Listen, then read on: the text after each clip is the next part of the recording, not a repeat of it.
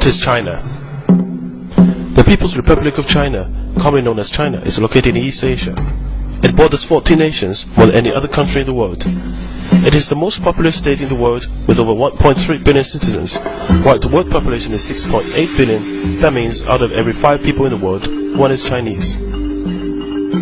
China is made up of 56 distinct ethnic groups, with Han Chinese making up 92% of its whole population.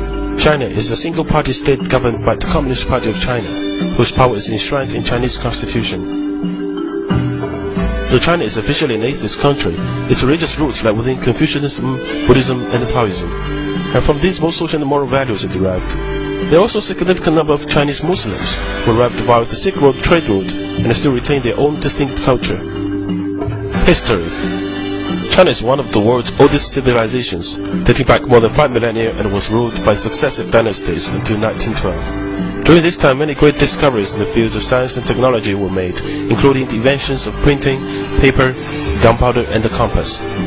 This period also saw the construction of many landmarks, such as the Great Wall, which stretches over 4,000 miles, equals to 30 return travels from London to Paris. After a period of foreign occupation and civil war, the Communist Party of China, led by Mao, gained the control of mainland China in 1949 and established the People's Republic of China. The modern China of today is as much shaped by its past as it is rapidly abandoning old ways and looking to the future. While many of its big cities are comparable to any in the West, the underlying culture is still vastly different. Traveling outside large urban areas also highlights the growing disparity between rich and poor. Language. Chinese is the most widely spoken language in the world, as well as one of the most intelligible for foreigners. There are many regional dialects of Chinese, although the most widely spoken is Mandarin and Cantonese. Chinese characters evolved over time from earlier forms of hieroglyphs. Chinese contains over 40,000 characters, but a well-educated person can recognize around 6,000 characters. Some 3,000 are required to read a newspaper. Chinese calendar.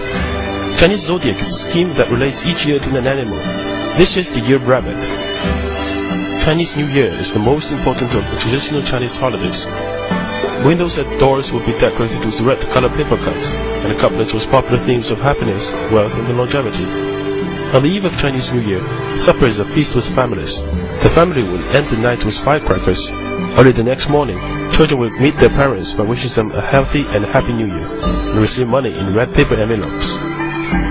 Chinese people love red color, which symbolizes prosperity and good luck. The period around Chinese New Year is also the time of the largest human migration, when between 150 and 200 million migrant workers in China bring home their earnings and go to have a reunion dinner with their families on Chinese New Year's Eve. Youth. Most married couples in China are subject to the one-child policy, which was introduced in 1979 to curb massive population growth. It is believed to have prevented more than 300 million births since then. Another consequence of the policy has been the emergence of so-called little emperors. A generation of self-centered consumers has developed. While the Chinese education system has rapidly developed, there remains a heavy emphasis on passing exams. The upshot of this is that exams dictate the curriculum. While Chinese students can master and memorize incredible amounts of knowledge and information, they often lack the ability to critically think, develop their own opinions, and engage in creative activities.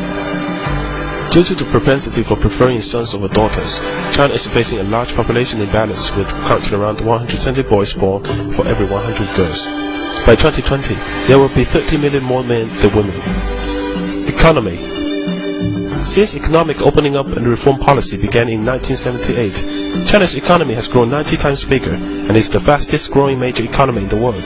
China's annual average GDP growth is predicted to be 9.5% for the period of 2011 to 2015. It is the world's largest exporter and the second largest importer of goods.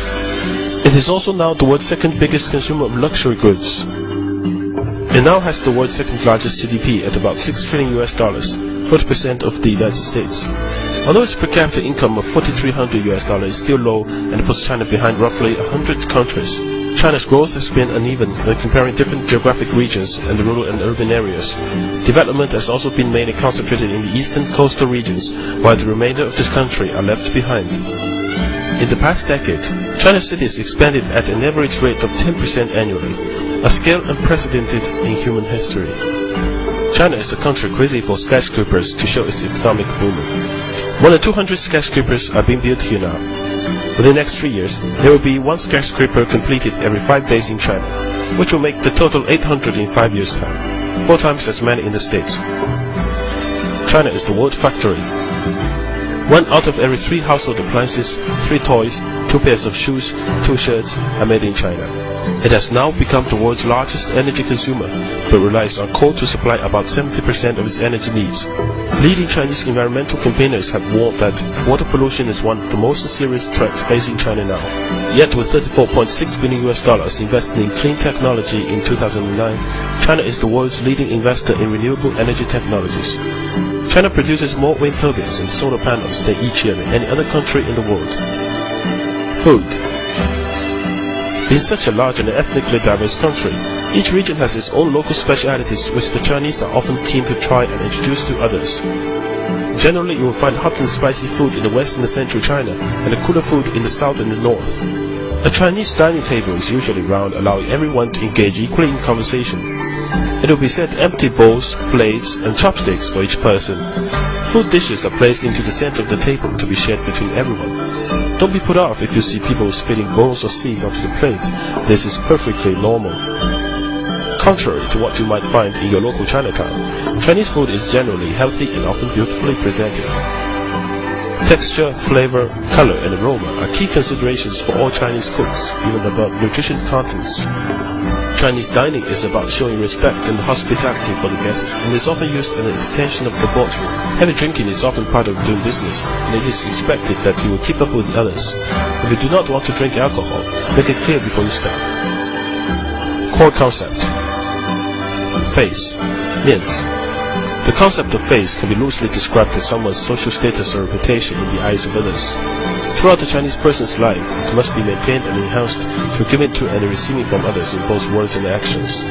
It may be something as small as who gets in the lift first, to the awarding of a multi-million-dollar contract, but without it you will have very little power or influence. To make someone lose face or even unknowingly is a huge dishonor and could mean the end of a relationship. Connections. 关系. 关系 literally means connections or relationships and essentially boils down to exchanging favors. You scratch my back, I scratch yours. It can loosely be compared with the idea of network in the West, but usually goes much further in terms of developing and nurturing the relationships through social exchanges and favors, which must be repaid at greater value in time. Relationships between families, friends, and the business associates are often closely interwoven. In such an environment, issues of corruption are not uncommon when guanxi obligations take precedence over normal rules or laws. The doctrine of the mean, 中庸, known as the doctrine of the mean or good mean. This concept involves balancing one's position among a group to maintain conformity and a sense of harmony. To do this while still achieving one's personal objectives is considered by the Chinese people to be the ideal way of living. This can be applied to the workplace, where one should behave in a way which is seen to be neither ambiguous nor lazy at the same time. Chinese people never openly criticize, ignore, or make fun of a person in front of others, even jokingly. When discussing individual performance, they always emphasize good points before bad points. Differences. Chinese people may ask you personal questions or make observations about your age, income, religion, or appearance, but don't take it personally. Likewise, Chinese rarely say please or thank you, as this is seen as a necessary formality between friends or family. In a Chinese meeting, often only the most senior attendees will talk, and all questions should be directed to those people.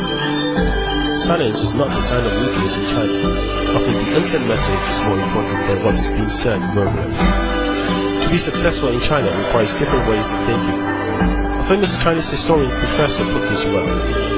The Chinese people are frank yet tactful, honest yet sophisticated, suspicious yet gullible, unscrupulous yet loyal, advocate etiquette yet often appear unmannered, stand for the golden mean yet are extreme, value the quality of being thrifty yet like to parade their wealth, maintain traditions yet love to chase modern fashion, believe contentment brings happiness, yet often daydream about becoming overnight millionaires. Believe the word of the fortune teller, yet lack affiliation to any religion. This is China, one big contradiction which refuses to be placed in a box. In China, you will find all extremes, but that's all part of the challenge and adventure of doing business here. Be patient and have fun.